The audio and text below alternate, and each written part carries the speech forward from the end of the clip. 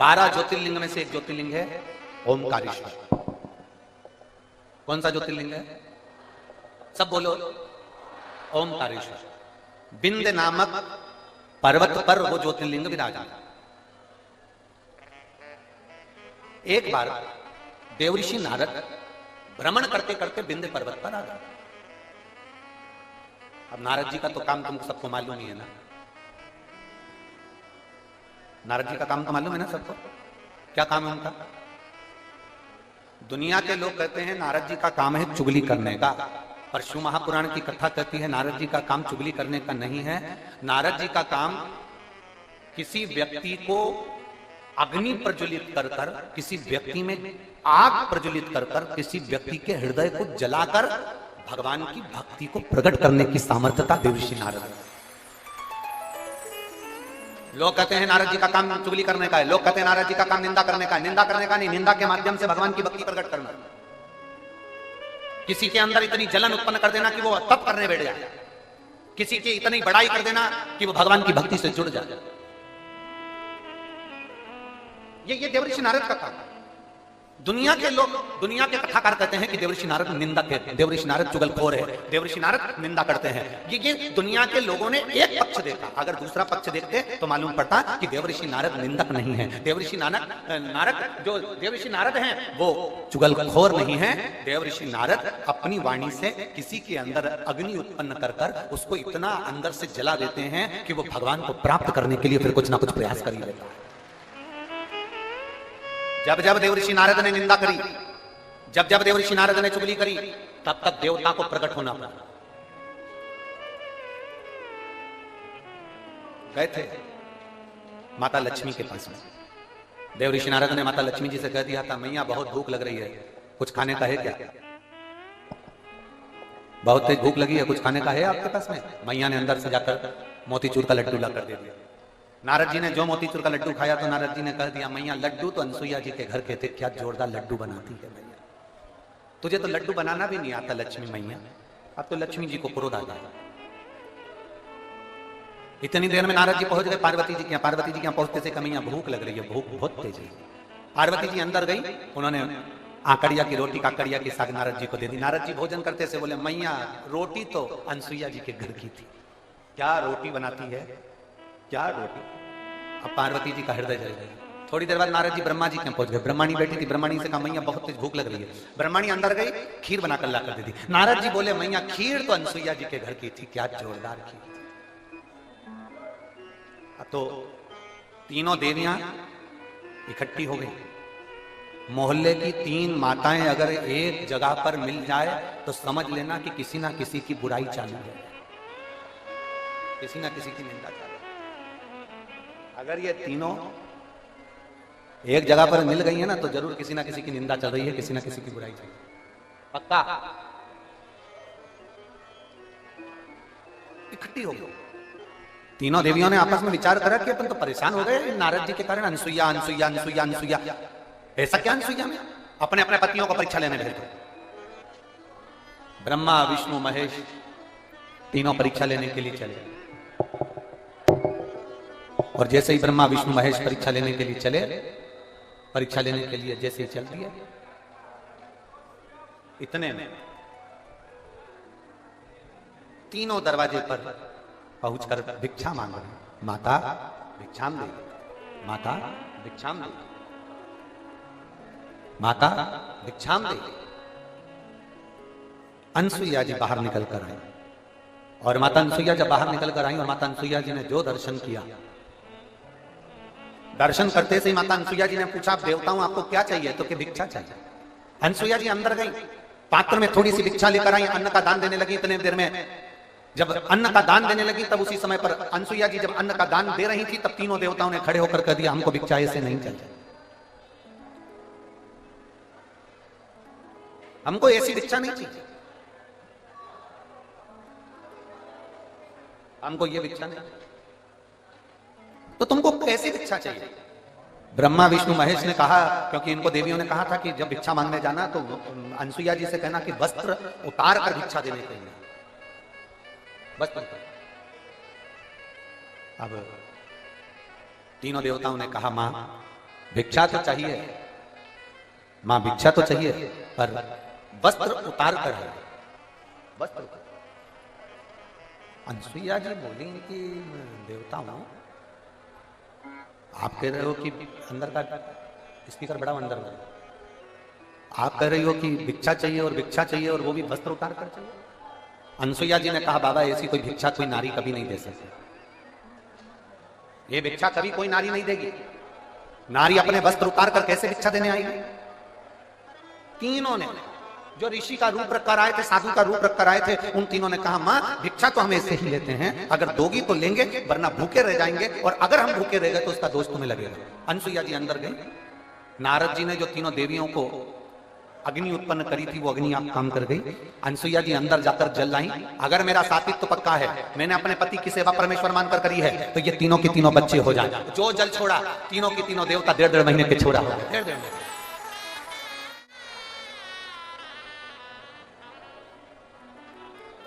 अंत ऋषि थे।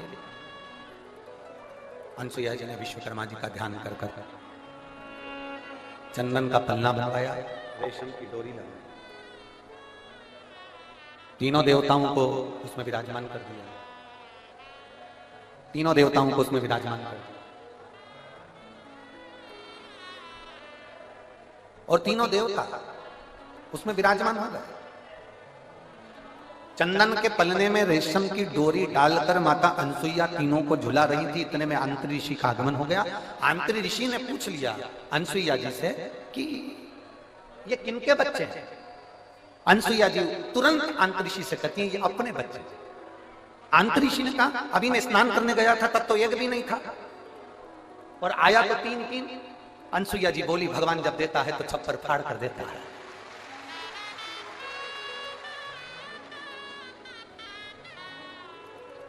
और माता अनसुईया ने डाल दिया पालना, बन करके झूल रहे 3 देव,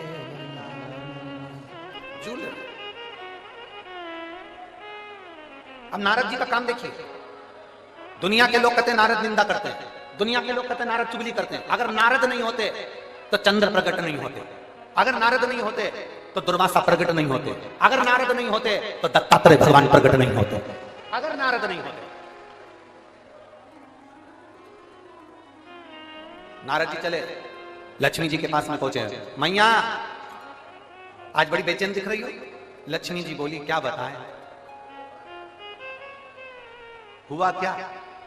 अपने पति को भेजा था अनसुईया जी की परीक्षा लेने के लिए, पर पते नहीं है उनके, आज बहुत दिन हो गए दिखे नहीं मेरे को। नारद जी बोले वो तो पल्ले में झूल रहे हैं। लक्ष्मी जी बोली फालतू की बात मत कर, मेरा इतना बड़ा पति कोई पल्ले में झूलेगा? चल जा से जा। नारद जी वहां से चले तो पार्वती जी के यहाँ पहुंच गए। पार्वती जी बहुत डिप्रेशन में थी, बहुत टेंशन था माता पार्वती जी। भगवान देवऋषि नारद ने पूछा मां आप बहुत चिंता में दिख रही हो। नारद जी बोले तो पार्वती जी बोली बहुत चिंता है, मेरी सहेलियों के कहने पर मैंने मेरे पति को परीक्षा लेने भेजा था, तो अभी तक पते नहीं है, और मेरे पति को तो कोई पकड़ भी नहीं सकता, कोई उनका किडनैप भी नहीं कर सकता, क्योंकि उनके गले में बब्बा पड़ा है। किसके बाप में दम है कि मेरे पति को पकड़ ले? दम मैया पल्ले में झूल रहे हैं। सरस्वती मैया से भी कह दिया पल्ले में झूल रहे हैं। तीनों देवियों ने नारद जी के चरण पकड़ लिए। नारद रुक जा, तो ये बता कि हम हमारे पति को कैसे लेकर आए? नारद जी ने कहा जैसे तुम्हारे पति मांगने गए थे वैसे तुम भी चली जा। तीनों ने ब्राह्मण की पत्नी का रूप लिया, दरवाजे पर अनसुईया जी के पहुंच गई। अनसुईया जी के दरवाजे पर जाकर तीनों देवियों ने आवाज लगाई माता भिक्षाम दे, माता भिक्षाम दे, माता भिक्षाम दे, माता भिक्षाम दे। बार बार आवाज लगाई जा रही है, बार बार आवाज लगाई जा रही है, माता भिक्षाम दे, माता भिक्षाम दे, माता भिक्षाम दे।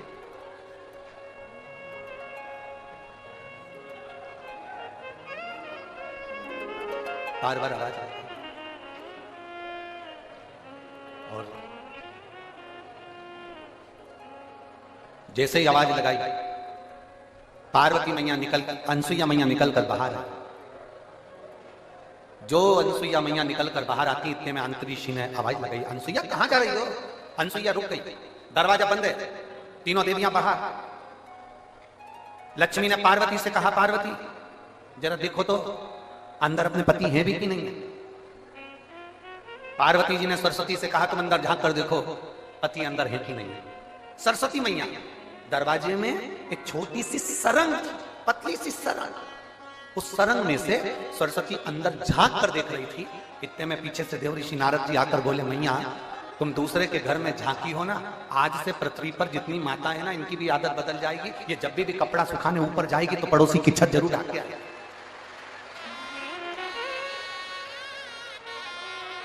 ए मैया होली पे दिवाली पे अपने यहाँ पर पपड़िया बनी कि नहीं बनी, गुजिया बना कि नहीं बना, मठरी बनी कि नहीं बनी, चकली बनी कि नहीं बनी, अपने घर पर अचार डला कि नहीं डला, अपने घर पर कुछ काम हुआ कि नहीं हुआ, इनको कोई मतलब नहीं रहेगा। पड़ोसी क्या जरूर देखेगी तूने क्या बनाया, उससे जरूर। दिवाली पर अपने यहाँ रंगोली डली कि नहीं डली से मतलब नहीं है, पर पड़ोसी की रंगोली जरूर देखेगी उसने कौन सी बनाई। क्योंकि मां आप झांकी हो, आप झांकी हो, इसलिए ये गुण आ जाएगा। लोग जब सुना थोड़ी देर बाद माता अनसुईया जी ने दरवाजा खोला। जैसे दरवाजा खोला तीनों देवियां चरणों में पड़ गई। तीनों देवियां। आंत ऋषि ने अनसुईया जी से पूछा ये कौन है? अनसुईया जी बोली ये अपनी बहुएं हैं।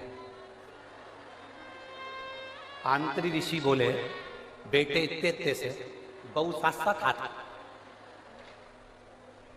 इतने में तुरंत अनसुईया जी ने तीनों से कहा तुम्हारे ससुर जी हैं, पांव पड़ो, पांव पड़ो जल्दी से। तीनों देवियों ने आंतरी ऋषि के चरण छुए। आंतरी ऋषि ने अनसुईया जी का हाथ पकड़ा और एक कोने में ले जाकर पूछा अनसुईया पागल हो गई है? बेटे इतने इतने से और बहू ये साथ साथ हाथ की, तुझमें अकल वकल नहीं है क्या? बिल्कुल भी। इतने से बच्चे की कोई शादी करते हैं जो इतनी बड़ी बड़ी बहुएं लेकर आ गई। इतने में अनसुईया जी बोली अपने पति से स्वामी आजकल की बहुएं कमाता हुआ पति मिल जाता है लेकर के अलग हो जाती हैं। हमने कैसे पाल पोस कर बड़ा करा हम जानती हैं, अब बड़ा करेगी तब मालूम पड़ेगा, ले जाए।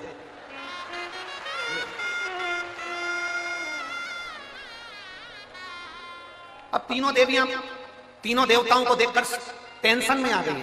लक्ष्मी जी बोली मेरा कौन सा है, और पार्वती जी बोली मेरा कौन सा है, सरस्वती जी की मेरा कौन सा है। तीनों एक एक बच्चे को उठाती हैं, घुमा घुमा के देखती हैं। हर माल 2 रुपया, जिसका जो अंश है उठा लो।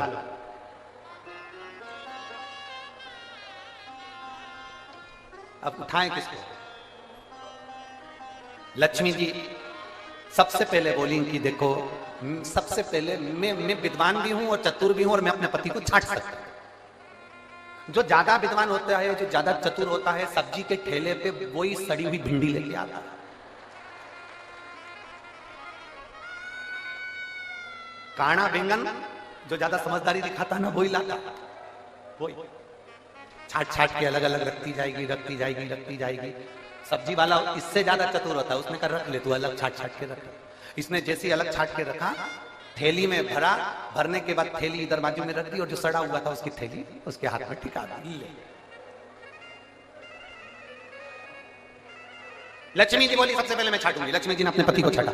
जो छाटने बैठी लक्ष्मी जी तो भगवान ब्रह्मा जी को उन्होंने अपनी गोदी में उठा लिया और ब्रह्मा जी को गोदी में उठाकर बोली ये मेरे पति हैं। उनको जो हाथ में लिया, इतनी देर में तो अनसुईया जी को हंसी आ गई। अनसुईया जी को हंसी आई, उन्होंने कहा रुको इन तीनों को वापिस सुलाओ। जमीन पर सुलाया। अनसुईया जी ने हाथ में जल लिया। अगर मेरा पतिव्रता धर्म प्रबल है, मेरा सात्विक तो पक्का है, तो मैं जल छोड़ती हूँ, ये तीनों के तीनों बड़े हो जाए। तीनों बड़े हुए, उन्हीं के अंश अवतार चंद्र, दुर्वासा और दत्तात्रेय भगवान प्रकट।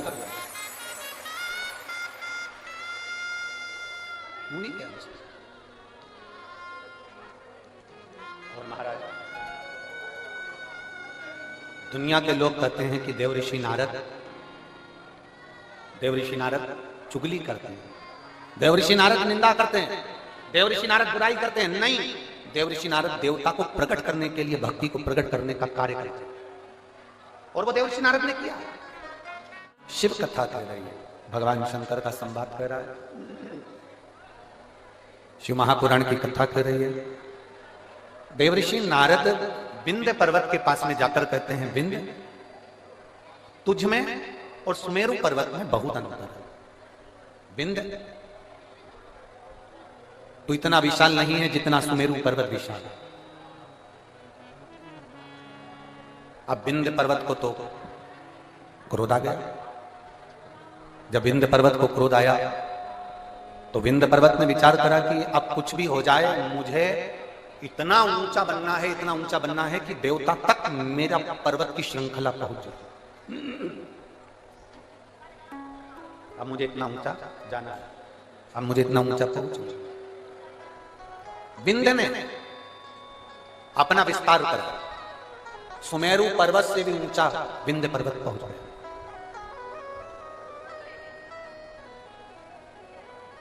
सूर्य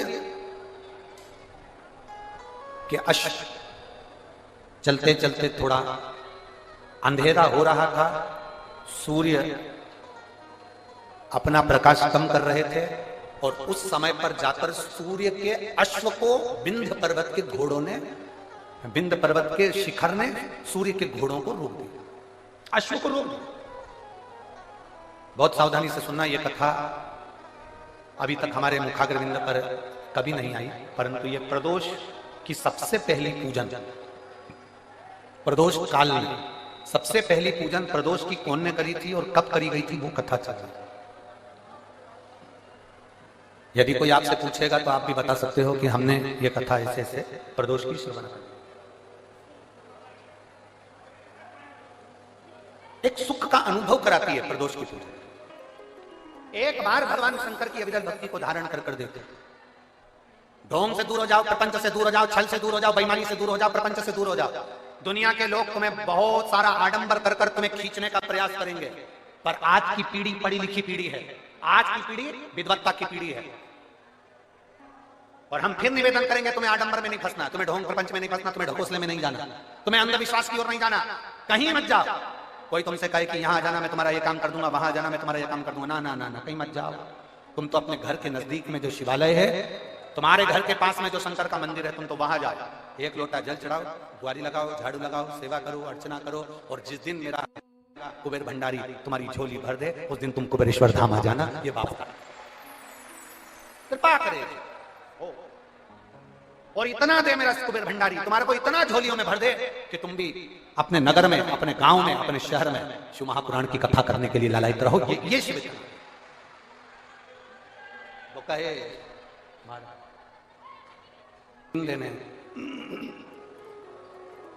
सूर्य भगवान जब अस्त हो रहे हैं, अंधेरा छा रहा है, प्रकाश कम हो रहा है, तब विंध्य ने अश्व को रोका और सूर्य नारायण बालक का रूप रखकर काशी चले। एक बच्चे का रूप रखकर भगवान, एक बच्चे का रूप रखकर काशी में चले, जहां पर अगस्त ऋषि बैठकर भगवान शंकर की आराधना कर रहे हैं। जिस जगह पर अगस्त ऋषि बैठकर भगवान शंकर की आराधना कर रहे हैं, अगस्त ऋषि ने भगवान शिव का शिवलिंग का निर्माण किया। भगवान शंकर के शिवलिंग का निर्माण अगस्त ऋषि करते हैं, वहीं पर पहुंच जाते हैं सूर्य नारायण भगवान, निवेदन करते हैं, प्रार्थना, आप कृपा करिए। अगस्त बामा ने पूछा कि तुम कौन हो?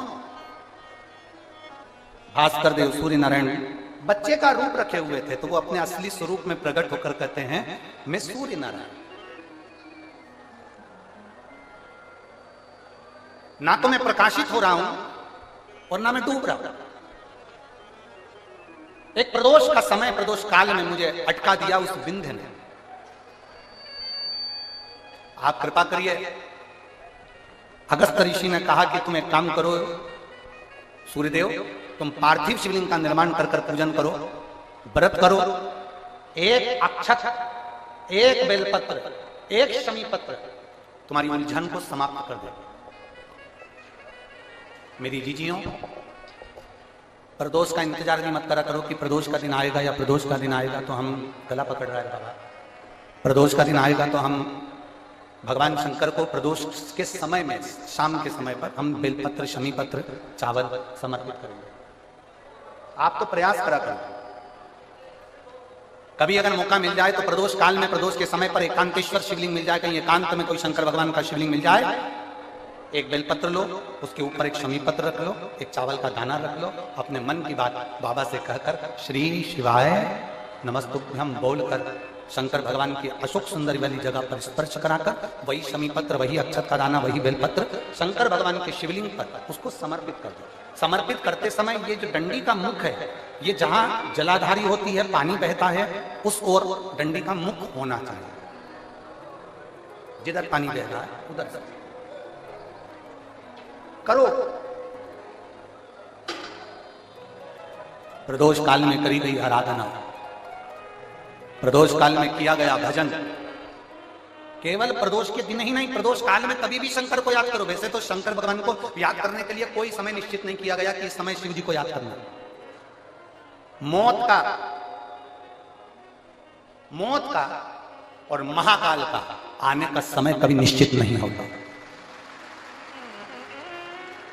मौत आने का समय भी निश्चित नहीं होता, कब व्यक्ति की मृत्यु हो जाए, कब प्राण छूट जाए, कब बीपी शुगर कभी गड़बड़ हो जाए, कब किसको कौन सा रोग हो जाए, कब किसको अटैक आ जाए, कोई समय का भरोसा नहीं है। मौत का जैसे समय नहीं होता, उसी तरह महाकाल के भजन का, शंकर भगवान के गुणगान का, शिव जी की भक्ति का कोई समय नहीं है। तुम जब पुकारो मेरा देव अधिदेव महादेव तुम्हारे। इसी तरह के उपयोगी वीडियो को पाने के लिए हमारे चैनल को सब्सक्राइब करना बिल्कुल भी ना भूलें। और आप भी भोलेनाथ के सच्चे भक्त हैं तो हमें कमेंट में श्री शिवाय नमस्तुभ्यम या हर हर महादेव ज़रूर लिख के भेजिएगा।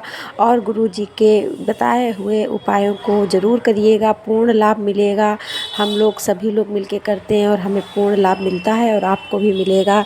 तो विश्वास करके करिएगा, एक बार ज़रूर करिएगा, पूरा लाभ मिलेगा।